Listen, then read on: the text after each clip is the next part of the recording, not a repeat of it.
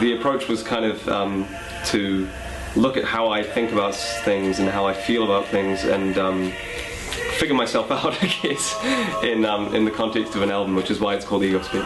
The recording location was exactly the same as always, which is my bedroom, which is where I've been recording this project, Sheepdog and Wolf, since it started when I was 16. And so it's, I think that was actually really important to the creation of the album, because like I say, it was the album is about kind of looking quite closely at how I feel and think about things, and so I needed to be in a space where I felt comfortable to be able to really do that. It was a wonderful process recording the album. It was at times, you know, incredibly enjoyable, and I had the best times, and at times it was frustrating and awful, and I hated it in myself. And I think that's just how it goes.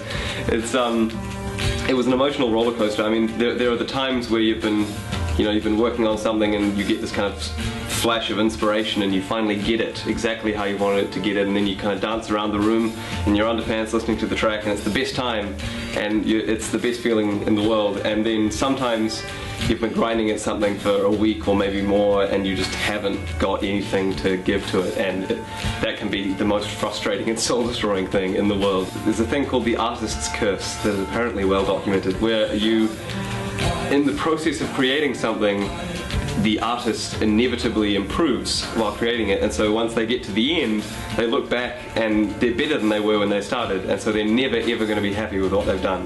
And I definitely think that's relevant to me. I couldn't say I'm happy with it in terms of, you know, I'm set now, like that's good, I've done the thing that I'm happy with, but for where I was at the time and the skills that I had, I think it was the best I could have done, and so in that sense I'm very happy with it. 2 by Unknown Mortal Orchestra. I think that album is just beautiful, and it has some of my favourite songs of last year on it, and I really love what Ruben does with music. I think he's a great composer, so yeah, to be considered one of the finalists for this prize it's really an honour.